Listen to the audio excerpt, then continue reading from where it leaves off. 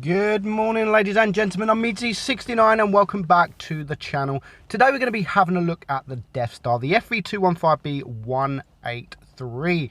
And we're going to talk, is it good? Is it still good? Is it still scary in battle?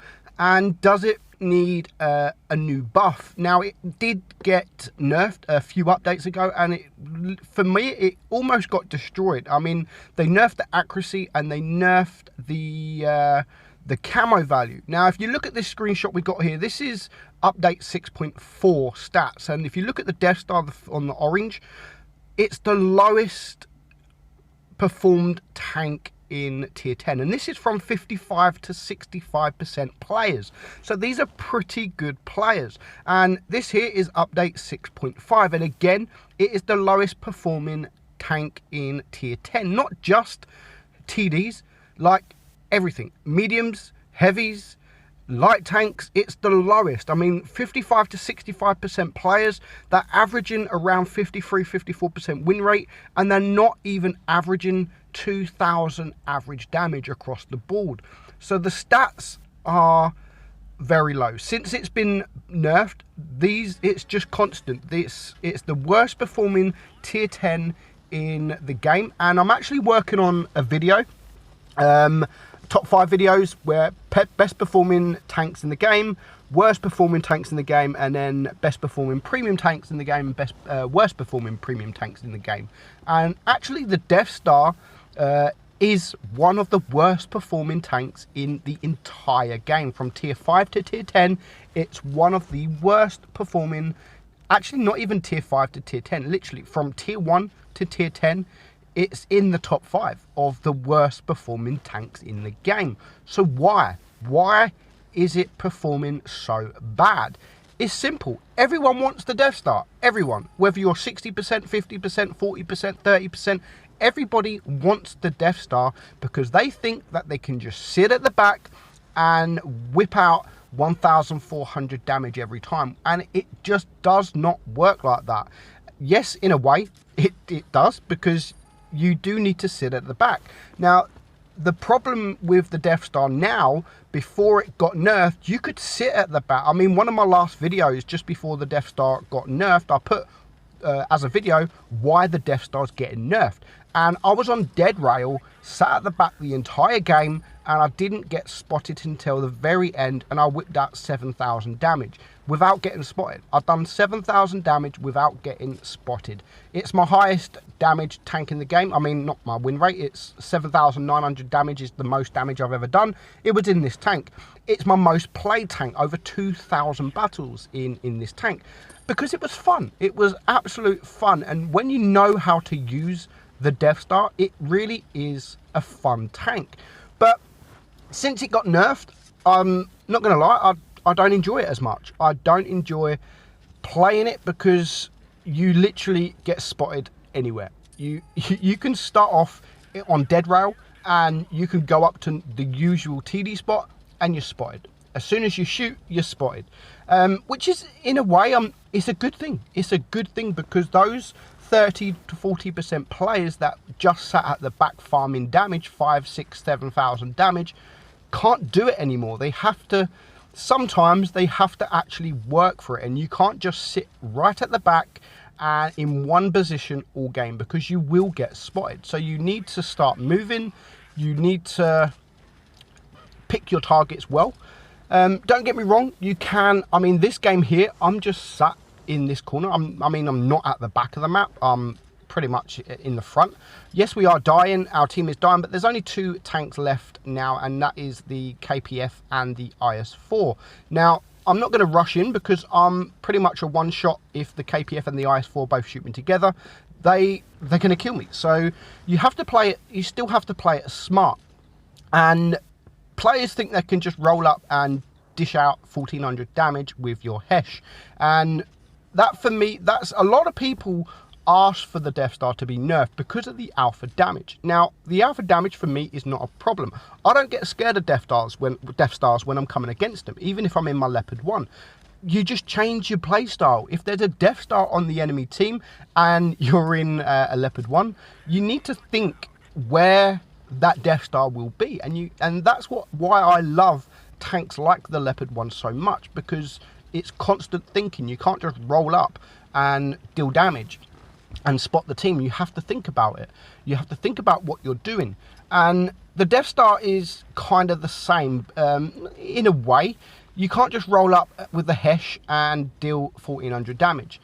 You have to use the ammunition wisely, and the Hesh is such a good thing on the tank, and that's the only thing really now that makes the tank good, is that Hesh.